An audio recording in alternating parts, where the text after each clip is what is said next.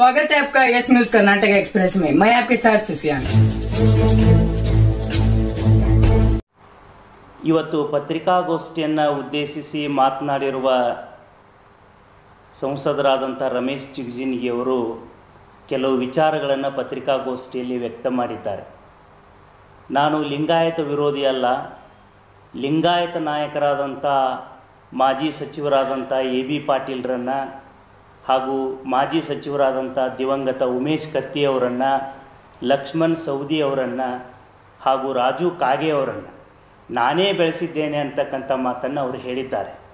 ಇದು ಏನನ್ನು ತೋರಿಸ್ತದೆ ಅಂತಂದರೆ, ಯಾರನ್ನೂ ಬೆಳೆಸದೆ ಈ ಎಲ್ಲ ಏನು ಇವ್ರ ಹೆಸರುಗಳನ್ನು ಹೇಳಿದಾರಲ್ಲ, ಈ ಎಲ್ಲ ನಾಯಕರು ಅವರ ವೈಯಕ್ತಿಕ ವರ್ಚಸ್ಸು, ಮನೆತನ, ಅವರ ಸಾಮಾಜಿಕ ಸೇವೆಯಿಂದ ಆ ಭಾಗದಲ್ಲಿ ಅತ್ಯಂತ ಪ್ರಭಾವಿ ಮನೆತನಗಳಾಗಿರೋದ್ರಿಂದ ಅವರು ತಮ್ಮ ಸೇವೆಯಿಂದ ಮೇಲೆ ಬಂದವರು. ಅವ್ರನ್ನೆಲ್ಲ ನಾನೇ ಬೆಳೆಸಿದ್ದೀನಿ ಅಂತ ಹೇಳಿ ಇವತ್ತು ಜಿಗಜಿಣಗಿ ಸಾಹೇಬರು ತಮ್ಮ ಪತ್ರಿಕಾಗೋಷ್ಠಿಯಲ್ಲಿ ಹೇಳಿದ್ದಾರೆ. ಅಂದರೆ ಸೋಲಿನ ಹತಾಶೆಯಿಂದ ಇವತ್ತು ಲಿಂಗಾಯತರು ಅವರಿಗೆ ನೆನಪಾಗಿದ್ದಾರೆ. ಇವರು ಯಾರನ್ನೂ ಜಿಗಜಿಣಗಿಯವರು ಬೆಳೆಸಿದವರಲ್ಲ, ಇವರು ಸ್ವಸಾಮರ್ಥ್ಯದ ಮೇಲೆ ಬೆಳೆದವರು ಅನ್ನೋದನ್ನು ಜಿಗಜಿಣಗಿಯವರು ಅರ್ಥ ಮಾಡಿಕೊಳ್ಬೇಕು. ಇಷ್ಟು ಸುದೀರ್ಘ ಅವಧಿಯ ರಾಜಕೀಯ ಒಂದು ಅಧಿಕಾರವನ್ನು ಅನುಭವಿಸಿದಿರಲ್ಲ ಜಿಗಜಿಣಗಿ ಸಾಹೇಬ್ರೆ, ವಿಜಯಪುರ ಜಿಲ್ಲೆಯಲ್ಲಿ ಒಬ್ಬ ನಾಯಕನನ್ನು, ಲಿಂಗಾಯತ ನಾಯಕನನ್ನು ನೀವು ಬೆಳೆಸಿದ್ದೀರಾ? ಅವರಿಗೆ ಯಾವ ಸ್ಥಾನಮಾನ ಕೊಡಿಸಿದ್ದೀರಿ ಅನ್ನೋದನ್ನು ಸ್ವಲ್ಪ ಸಾರ್ವಜನಿಕವಾಗಿ ತಾವು ಹೇಳಬೇಕು. ಯಾರನ್ನು ಬೆಳೆಸಿದ್ದೀರಿ? ನಿಮ್ಮದೇ ಸ್ವಪಕ್ಷದ ಬಸನಗೌಡರು ಇರ್ಬೋದು, ಶಿವಾನಂದ ಪಾಟೀಲ್ ಇರ್ಬೋದು, ಎಲ್ಲ ನಾಯಕರನ್ನು ಎಲ್ಲ ಹಂತದಲ್ಲಿ ತುಳಿದವರು ನೀವೇ ಅಂತ ಜನಸಾಮಾನ್ಯರು ಮಾತಾಡ್ಕೊಳ್ತಾರೆ. ಅದಕ್ಕೆ ಸೋಲಿನ ಹತಾಶೆಯಿಂದ ಇವತ್ತು ನೀವೇನು ಹೇಳ್ತಾ ಇದ್ದೀರಿ, ಲಿಂಗಾಯತ ಸಮುದಾಯದಿಂದ ನಾನು ಬೆಳೆದೆ, ಚಿಕ್ಕೋಡಿಯಲ್ಲಾಗಲಿ ವಿಜಯಪುರದಲ್ಲಾಗಲಿ ಅನ್ನೋದನ್ನು ನೀವು ಒಪ್ಪೋದಕ್ಕೆ ತಯಾರಿಲ್ಲ.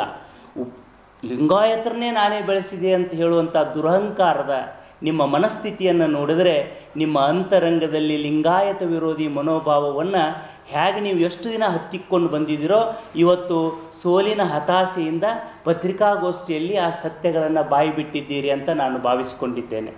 ಅದಕ್ಕೆ ಯಾರನ್ನೂ ಬೆಳೆಸದೆ ಇಷ್ಟು ಸುದೀರ್ಘ ಅವಧಿಯ ರಾಜಕೀಯ ಜೀವನದಲ್ಲಿ ವಿಜಯಪುರಕ್ಕೊಂದು ಅತ್ಯಂತ ಅಗತ್ಯ ಇರತಕ್ಕಂಥ, ಈ ಜನರಿಗೆ ಅಗತ್ಯ ಇರತಕ್ಕಂಥ ಒಂದು 10-12 ತಾಸಿನಾಗ ಹೋಗಿ ಬೆಂಗಳೂರು ತಲುಪ್ತಕ್ಕಂಥ ಒಂದು ಟ್ರೈನ್ ಮಾಡೋ ಯೋಗ್ಯತೆ ಇಲ್ಲದೆ ಇರತಕ್ಕಂಥ ನಿಮ್ಮಿಂದ ನಾವು ಯಾರೂ ಬೆಳಿಬೇಕಾದಂಥ ಅಗತ್ಯ ಇಲ್ಲ. ಜಿಗಜಿಣಗಿಯವರೇ, ನೀವು ಒಬ್ಬ ರಾಜು ಆಲ್ಗೂರು ಆರಿಸಿ ಬಂತಂದ್ರೆ ಲಿಂಗಾಯತ ವಿರೋಧಿ ಅದಾನ ಅಂತಕ್ಕಂಥ ಮಾತನ್ನು ನೀವು ಹೇಳ್ತಾ ಇದ್ದೀರಿ.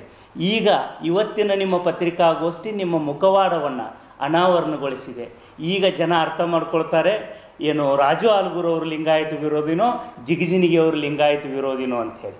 ಅದಕ್ಕೆ ಇಂಥ ಬಾಲಿಸಿ ಹೇಳಿಕೆಗಳನ್ನು, ಲಿಂಗಾಯತ ಸಮುದಾಯ ನನ್ನಿಂದಲೇ ಬೆಳೆದಿದೆ ಅನ್ನುವಂಥ ದಿವಂಗತ BM ಪಾಟೀಲರು ನಿಮ್ಮನ್ನು ರಾಜಕೀಯಕ್ಕೆ ತಂದವರು ಒಬ್ಬ ಲಿಂಗಾಯತ ಮೇರು ನಾಯಕರು ಅನ್ನೋದನ್ನು ನೀವು ನೆನಪಿನಲ್ಲಿಟ್ಕೋಬೇಕು. ಅದನ್ನು ಸುಮ್ಮನೆ ಯಾರೋ ನಮ್ಮ ಲಿಂಗಾಯತ ಸಮುದಾಯದ 4 ಜನ ಕ್ಲೋಸ್ ಡೋರ್ನ್ಯಾಗ ಕೂತಾಗ BM ಪಾಟೀಲ್ ಸಾಹೇಬ್ರಪ್ಪ ನಮ್ಮನ್ನು ತಂದವರು ಅಂತ ಹೇಳೋದ್ರ ಜೊತೆಗೆ ಇವತ್ತು ನೀವು ಪತ್ರಿಕಾಗೋಷ್ಠಿಯಲ್ಲಿ ಹೇಳಬೇಕಾಗಿತ್ತು, ಲಿಂಗಾಯತರನ್ನು ಬೆಳೆಸಿದ್ದೀನಿ ಅಂತ ಹೇಳಿದ್ರಿ.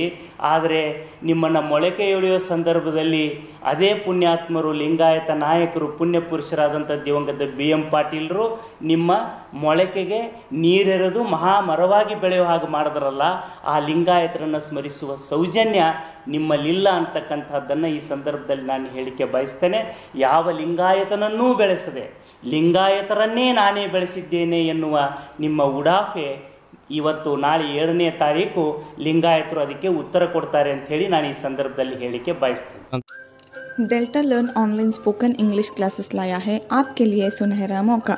स्पोकन इंग्लिश आजकल न सिर्फ एक शौक है बल्कि अहम ज़रूरत बन चुका है। अगर आप लोग घर बैठे इंग्लिश सीखना चाहते हो तो अभी हमारे एक्सपर्ट से संपर्क करें 9972295999 और 8050828793। ಯಾವುದೇ ಹೊಸ ಸುದ್ದಿಯನ್ನ ನೋಡಲು ನಮ್ಮ ಎಸ್ ನ್ಯೂಸ್ ಕರ್ನಾಟಕ ಎಕ್ಸ್ಪ್ರೆಸ್ನ ನೋಡ್ತಾ ಇರಿ. ಹಾಗೆ ನಮ್ಮ ಚಾನೆಲ್ನ ಸಬ್ಸ್ಕ್ರೈಬ್ ಮಾಡಿ, ಬಾಜು ಇರುವ ಬೆಲ್ ಐಕಾನ್ ಅನ್ನ ಕ್ಲಿಕ್ ಮಾಡಿ. ಹಾಗೆ ನಮ್ಮ ಚಾನೆಲ್ನ ಲೈಕ್ ಮಾಡಿ, ಶೇರ್ ಮಾಡಿ. ನಮ್ಮ ನಡೆ ಸತ್ಯದ ಕಡೆ.